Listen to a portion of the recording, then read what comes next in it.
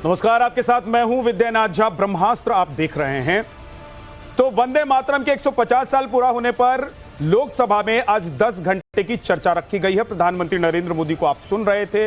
उन्होंने कांग्रेस पर वंदे मातरम को तोड़ने टुकड़े करने का आरोप लगाया और मुस्लिम लीग के आगे झुकने का आरोप लगाया। लेकिन इसको लेकर सियासत पिछले 2 दिन से बेहद गर्म है, क्योंकि पश्चिम बंगाल में चुनाव है। तो विपक्ष कह रहा है कि तुष्टीकरण की वजह से वंदे मातरम पर लोकसभा में चर्चा कराई जा रही है। एक बार रिपोर्ट देखते हैं, फौरन वापस आएंगे। मेहमान हमारे साथ होंगे, आज इसी पर करेंगे डिबेट।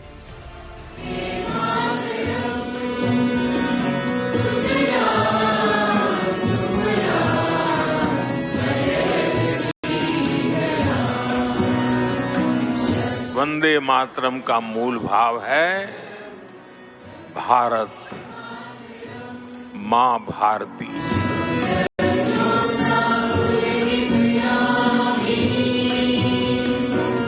कुछ लोग वंदे मातरम को मानते ही नहीं, वो बाबरी मस्जिद को मानते।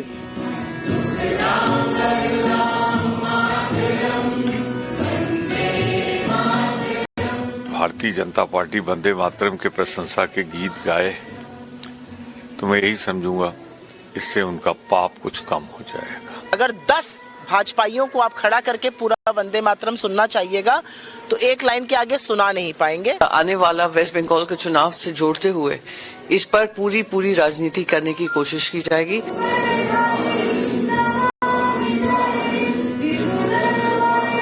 आज भी कांग्रेस और इंडिया अलायंस के नेता वंदे मातरम बोलने से कतराते। वही धर्म को, मजहब को वंदे मातरम के ऊपर रखना, वोट बैंक को ऊपर रखना, राष्ट्र नीति को ऊपर ना रखना। लोकसभा में वंदे मातरम पर 10 घंटे की ऐतिहासिक चर्चा और उसके बीच सियासी बयानबाजी चरम पर है। बीजेपी वंदे मातरम पर चर्चा को राष्ट्र प्रेम का प्रतीक बता रही है, तो विपक्ष इसे बंगाल चुनाव से पहले सांप्रदायिक ध्रुवीकरण की साजिश बता रहा है।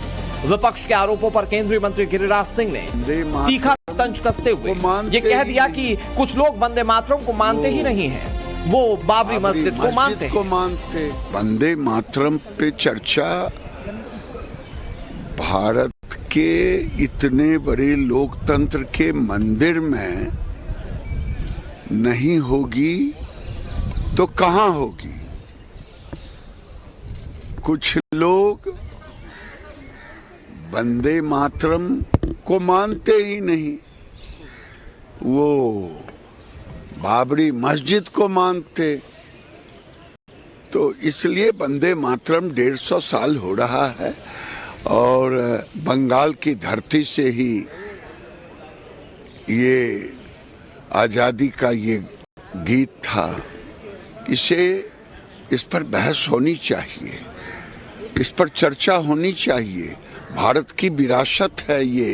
11 साल से इनकी सरकार है, अब जाकर उनको वंदे मातरम की इम्पोर्टेंस की याद आ रही है। कहीं ना कहीं ये भी याद दिलाता है कि आने वाला वेस्ट बंगाल के चुनाव से जोड़ते हुए इस पर पूरी राजनीति करने की कोशिश की जाएगी। लोकसभा की बहस में सत्ता पक्ष और विपक्ष एक बार फिर से आमने सामने हैं। इन सब के बीच कांग्रेस नेता प्रमोद तिवारी बीजेपी पर पाप धोने का तंज कस रहे हैं। टीएमसी नेता कीर्ति आजाद बीजेपी पर वंदे मातरम के बहाने सांप्रदायिक राजनीति करने का आरोप लगा रहे हैं। पलटवार में बीजेपी के प्रवक्ता ने कांग्रेस से सवाल पूछ दिया कि क्या नेहरू के वंदे मातरम का विभाजन करने पर राहुल गांधी आज माफी मांगेंगे? भारतीय जनता पार्टी वंदे मातरम के प्रशंसा के गीत गाए तो मैं यही समझूंगा इससे उनका पाप कुछ कम हो जाएगा। हमारे यहाँ तो सेवा दल का कोई भी कार्यक्रम वंदे मातरम से शुरू होता है। भारतीय राष्ट्रीय कांग्रेस बिना वंदे मातरम के उसका अधिवेशन ही नहीं होता। पर चलिए, अच्छा है, 150 साल बाद कुछ पाप का बोझ कम कर ले लोग। कि इनके पुरखे जो आरएसएस है, उन लोगों ने कभी, उनको तो मतलब ही नहीं था। उन्होंने वंदे मातरम नहीं बोला, उन्होंने अंग्रेजों की मुखबरी की। उन्हें वंदे मातरम से कोई मतलब नहीं, क्योंकि उनके लिए हिंदू मुसलमान चलता है। आज भी वंदे मातरम के ऊपर वही विषय ये उठाएंगे और इसके अलावा आप उससे क्या अपेक्षा रखते हैं? प्रयास इनका यही है कि किसी तरीके से लोगों के मन में बात हिंदू मुसलमान की डाली जाए और कुछ नहीं। अन्यथा वंदे मातरम हम शुरू से बोलते रहे, हमारे स्वतंत्रता सेनानी बोलते रहे और हमारे लिए ये गर्व की बात है वंदे मातरम।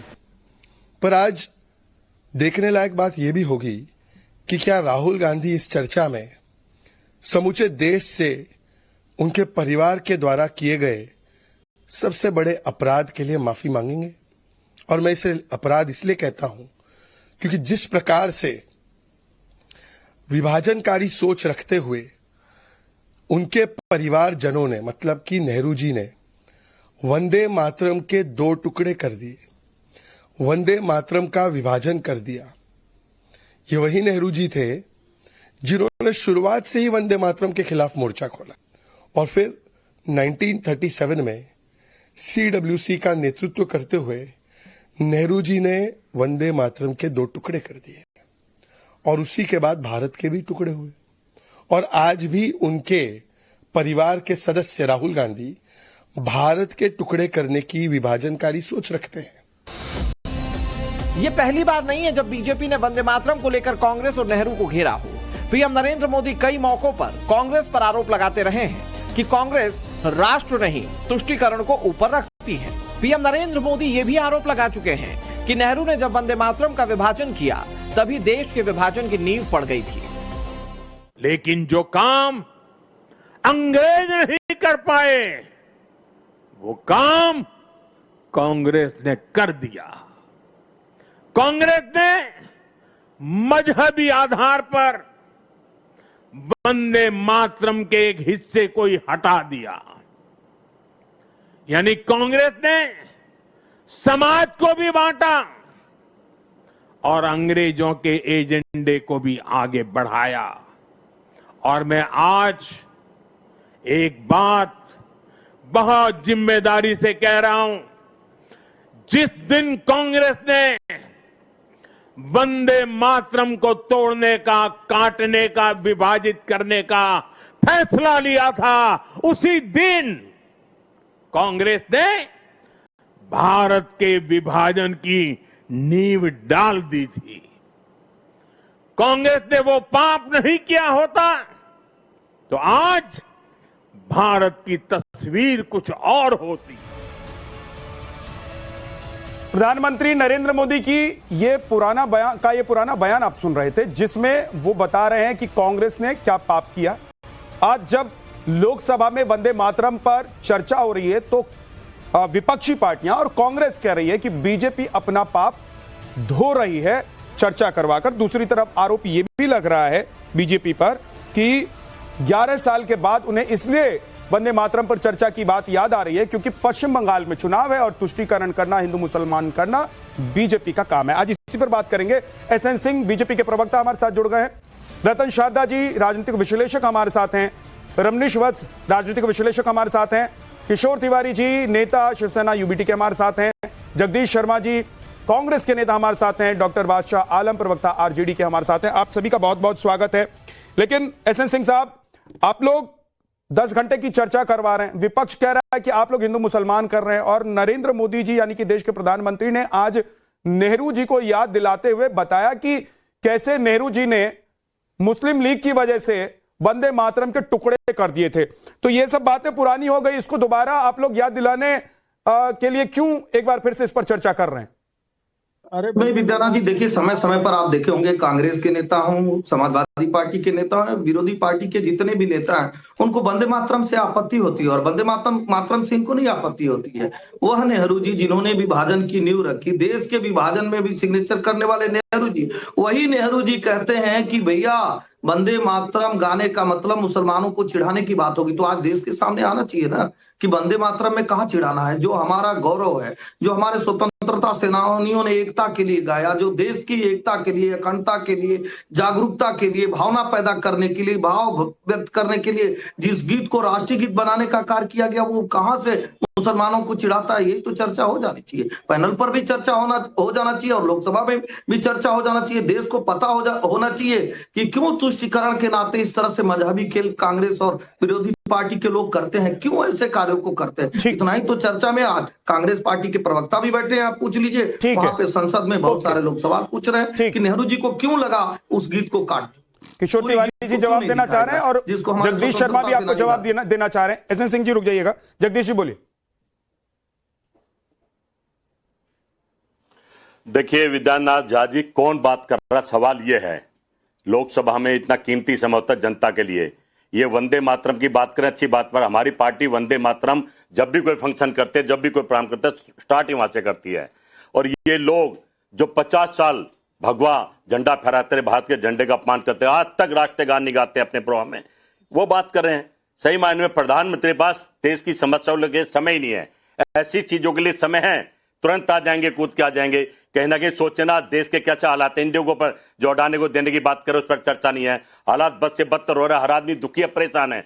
पर वंदे मातरम, हिंदू मुसलमान, बंगाल लूटना, मैं तो आज फिर पे आपके चैनल पे बता रहा हूँ कि बंगाल भी लूट लिया। मैंने कहा था बिहार लूटेंगे, बिहार लूटा, और मैं कह रहा हूँ बंगाल लूटेंगे, बंगाल भी लूट लिया है। एक मात्र दिखावा चल रहा है, देश खेल देख रहा है। प्रधानमंत्री से प्रभावशाली ताकतवर अपने सभी कहलवाने की बात कर रहे थे। आज तक के पत्रकार के प्रधानमंत्री बहुत ताकतवर है, कहीं ना कहीं ये प्रधानमंत्री पूरी तरह से चारों कांधे चित है, फेलियर प्रधानमंत्री है। देश की जनता थू थू कर रही है ऐसे प्रधानमंत्री पर, ऐसी भारतीय जनता पार्टी की सरकार मतलब आप ये कह रहे हैं जगदीश जी कि अगर चर्चा वंदे मातरम पर संसद में, लोकसभा में हो रही है तो बीजेपी ने बंगाल लूट लिया,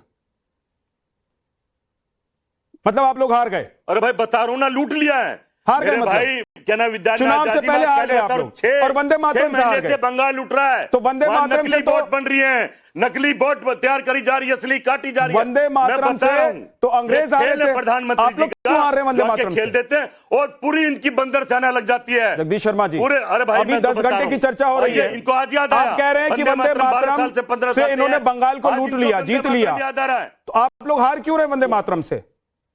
अरे भाई एवं नकली वोट और असली वोट का खेल चल रहा है, वहां 6 महीने से इनके लोग काम कर रहे हैं, काटन लग रहे हैं और अपनी बनाने लग रहे हैं। मैं तो आज ही कह रहा हूं बंगाल में चुनाव नहीं कराना चाहिए, ममता को मायावती बना दिया इन्होंने। ठीक है, रुक जाइए किशोर तिवारी जी, एक सेकंड। एसएन सिंह जी, किशोर तिवारी जी भी आपको काउंटर करना चाह रहे हैं। किशोर जी बोलिए। जगदीश जी रुक जाइए।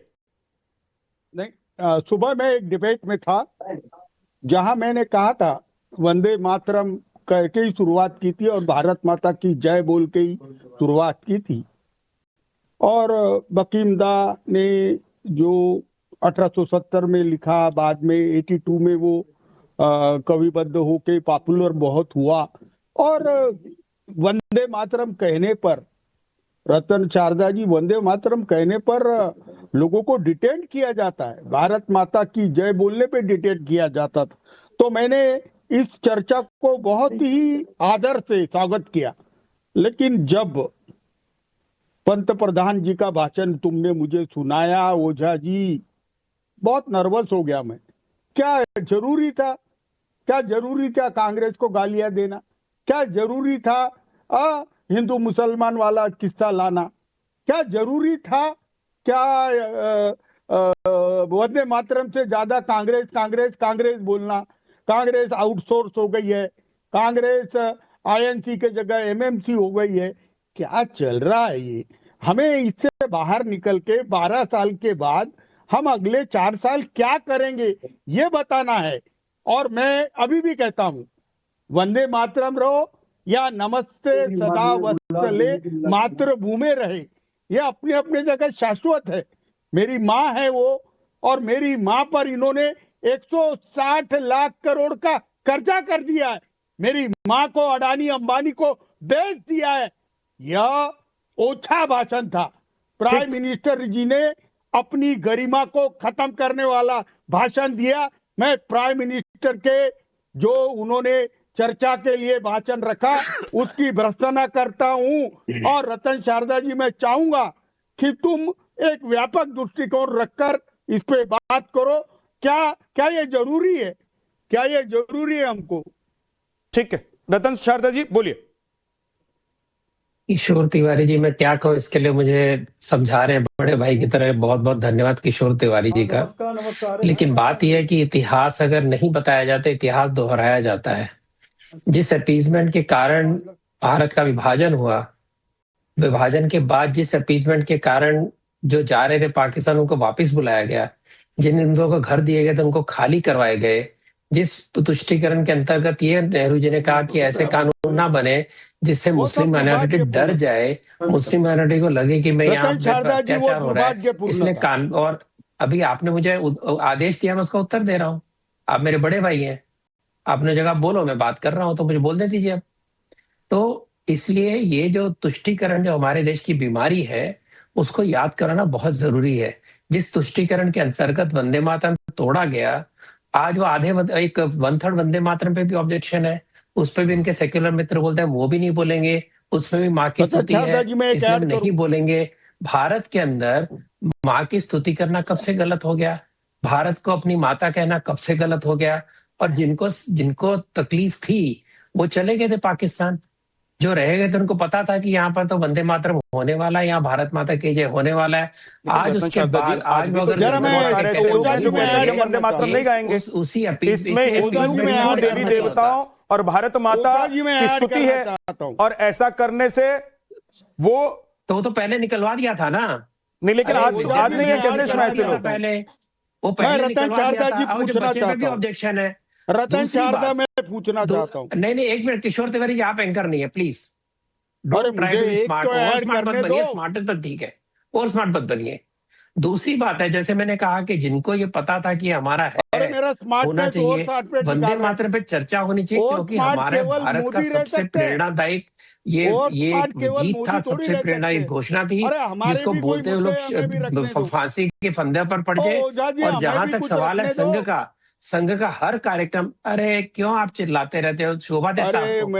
अरे एक सेकंड रुक जाइए किशोर तिवारी जी, आप बोल लीजिए। किशोर तिवारी जी एक सेकंड रुक जाइए ना, आप बोल रहे थे, कोई नहीं बोल रहा था। किशोर जी अरे मुझे बोल, एक सेकंड किशोर जी, अरे नहीं एक सेकंड रुक जाइए, अभी आपको रुकना होगा थोड़ा सा। आप बोल रहे थे कोई नहीं बोला था, उनको कंप्लीट करने दीजिए। आप जवाब देना चाहते हैं, आप जवाब दीजिए। रुक जाइए सर प्लीज।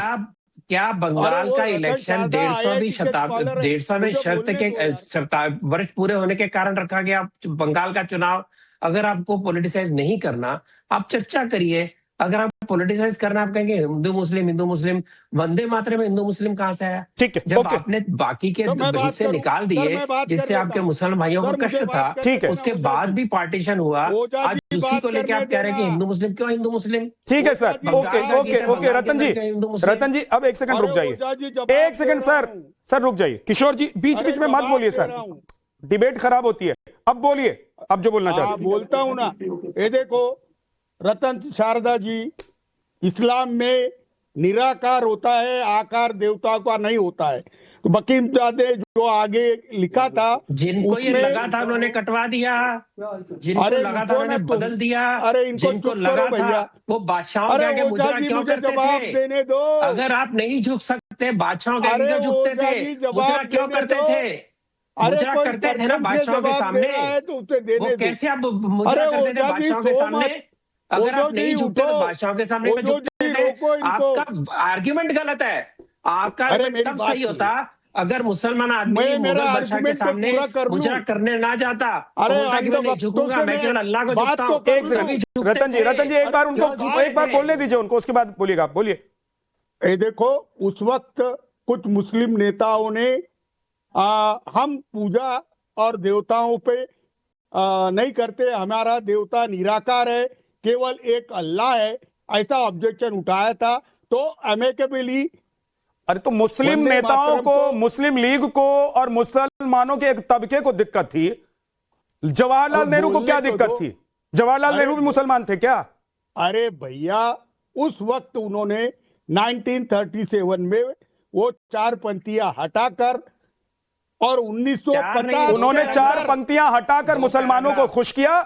अंग्रेज जो फूट डालो और राजनीति करो की कोशिश कर रहे थे, उसमें वो कामयाब इस हद तक हो गए कि देश का बंटवारा करवा दिया। आप लोग सुनिए रतन शारदा जी, किशोर तिवारी जी सुनिए। आप लोग एक सेकंड सर, किशोर तिवारी जी बहुत देर से सुन रहा हूं मैं आपको, अब सुन तो लीजिए, सुन लीजिए मेरी बात।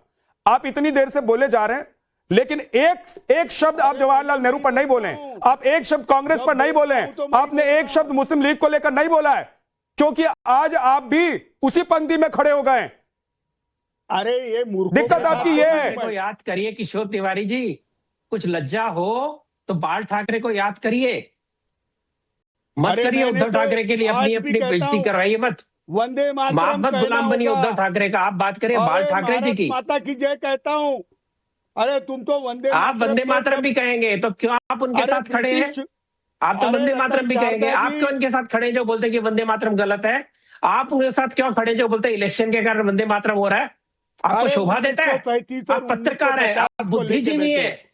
आप कह रहे हैं कि 1937 पाकिस्तान और का ये 1950 बंगाल को का लेके इलेक्शन बैठे हो। वंदे मातरम पे चल रहा है। एक आप सेकंड सोचिए, दिमाग लगाइए आपका। 1950 के लिए नहीं। रमनीश वंदे वत्स। मातरम के 150 वर्ष हुए अरे तो बंगाल कहाँ का से इलेक्शन भी ले रोक आए दे, यार? हर साल इलेक्शन रोक अरे दे, कहाँ- हर कहाँ चीज से इलेक्शन से ले जोड़ी आए? जाएगी। रुक जाइए। भारत माता अरे की कहाँ- स्तुति भी कहाँ से इलेक्शन ले से आते जोड़ी हो? जाएगी। किशोर तिवारी जी, आज आपकी मजबूरी ये हो गई होगी कि कांग्रेस एक तो क्या दिमाग है संसद में वो आपका? एक- कांग्रेस या विपक्षी पार्टियां जो स्टैंड ले रही है उस स्टैंड के साथ आपको अपने आप को दिखाना है। लेकिन सवाल यह है कि अगर बाला साहेब ठाकरे को आप लोग याद कर लें तो आप सोचिए जरा कि आज जो आप बोलकर बैठ कर यहां बोल रहे हैं, क्या वो होते तो ये इसको सुन पाते, और क्या किशोर तिवारी शिवसेना उद्धव गुट में रह पाते? रमनीश वत्स जी, भैया प्लीज भैया, प्लीज भैया, कहाँ किशोर से तिवारी जी, बताइए? किशोर तिवारी जी रुक जाइए, अब मत बोलिए, मत बोलिए। जी विद्यानंद जी, रमनीश जी, विद्यानंद जी, मैं मेरा सवाल यह है कि क्या बीजेपी ऐसे वक्त में वंदे मातरम पर लोकसभा में चर्चा कर रही है जब चुनाव आने वाले हैं पश्चिम बंगाल के, जब चुनाव आने वाले हैं उत्तर प्रदेश के, तो आप लोग क्या जानबूझकर या बीजेपी क्या जानबूझकर देश में हिंदू मुसलमान की भावना को एक्टिवेट करना चाहती है? नहीं, इसमें मुझे लग रहा है कि हिंदू मुसलमान यदि कोई भी नैरेटिव सेट करने का प्रयास यदि होता, और मुझे लगता है कि सबसे पहली बात है कि यदि कोई विरोध कर रहा है तो आप हिंदू मुसलमान सबसे पहले वही कर रहा है। वंदे मातरम भारत माता का जय घोष है, राजनीति की कोई वस्तु नहीं है। यह गीत स्वतंत्रता संग्राम की आत्मा था। नेताजी सुभाष चंद्र बोस कहते थे वंदे मातरम मेरा युद्ध नारा है। जो लोग इसे लेकर आज भी असहज हैं वे भारत माता से असहज हैं। कांग्रेस पार्टी ने 1937 में वोट बैंक अपीजमेंट के लिए गीत के हिस्से काटे, 6 में से 4 पद हटा दिए। ये वही फैसला था जिसे प्रधानमंत्री मोदी जी ने विभाजन के बीच बोना कहा। वंदे मातरम को गाने में समस्या सिर्फ उन्हीं को होता है जिन्हें भारत माता कहने में शर्म है। और समाजवादी पार्टी की बात करें, चाहे राष्ट्रीय जनता दल की टिप्पणी साबित करती है कि कुछ दल आज भी मदर इंडिया से ज्यादा वोट बैंक को सलाम करते हैं। मां को प्रणाम कोई बाध्यता नहीं है, लेकिन ये संस्कार है। आज 150 साल बाद भी कांग्रेस माफी तक नहीं मांग रही है, क्योंकि राहुल गांधी यह स्वीकार करेंगे कि उनके परिवार ने गीत को तोड़ा। इतिहास साफ है, पर कांग्रेस आज भी झूठ से चिपकी रहती है। ठीक है, वंदे मातरम भारत की सांस्कृतिक आत्मा है। इसे कमजोर करने की हर कोशिश राष्ट्र विरोधी है, और राष्ट्र विरोधी गतिविधि कांग्रेस पार्टी के द्वारा और उसके जो समर्थक हैं उनके द्वारा लगातार करती जा रही है। ओके, आज देश बादशाह आलम जी 150 साल मना रहा है। ये कोई साधारण गीत नहीं है। भारत माता का आशीर्वाद जिसने स्वतंत्रता संग्राम को दिशा दी। दुख की बात है कि इस महान राष्ट्र गीत को राजनीतिक नुकसान सबसे पहले 1937 में कांग्रेस ने पहुंचाया। बादशाह आलम जी रुक जाइए, अब हो गया। रमनीश वत्स रुक जाइए। अडानी को सारी संपत्ति दे रहे हैं। राष्ट्र विरोधी तुम लोग हो, हम राष्ट्र के रचेता हैं। अरे छोड़िए, राष्ट्र के टुकड़े करने वाले डायरेक्ट एक्शन करवाने वाले कांग्रेस पार्टी के लोग भी थे। एक साधत बताइए, एक साधत बताइए भाजपा आरएसएस ने एक साधत देश के लिए क्यों? एक नाम बताइए, एक नाम बताइए देश के लिए किसने जान दी है? अबे चोरो, अबे चोरो, एक नाम बता दो जिसने देश के लिए जान दी हो। तुम तो अंग्रेजों के दलाल थे, उनके जूते साफ पूरे करते, हमारे स्वतंत्रता सेनानी को मरवाते थे तुम लोग। जगदीश जी एक सेकंड, रमनीश वत्स रुकिए। जगदीश जी आप चोरों कर रहे हैं। माफी तुम मांगो भारत जगदीश जी, से, मेरी बात माफी तो तुम्हें मांगनी है। जगदीश जी हो गया हो तो मैं आपको कुछ बोलूं? चोर आप कर रहे हैं, आपको मालूम ना बोलो कि भ्रष्टाचार और चोरी के नाम पर ही आपकी सरकार गई थी, आज तक लौट कर नहीं आई है। नहीं आई। अरे भाई झूठ बोलकर भ्रष्टाचार अडानी कर रहा, भ्रष्टाचार मोदी कर रहा, भ्रष्टाचार बीजेपी कर रही है, भ्रष्टाचार अमित शाह करा, कौन जांच करे? तो आप लोगों की तो सरकार थी, आप लोग साबित कर देते अडानी को तेज देने कि मोदी योगी उस जमाने में जितने भी नेता आप लोगों को लग रहा था सबको आप भ्रष्टाचारी बता देते, साबित कर देते। लेकिन आपकी सरकार भ्रष्टाचार और चोरी के नाम पर ही गई है, आपको पता है। रुक जाइए बादशाह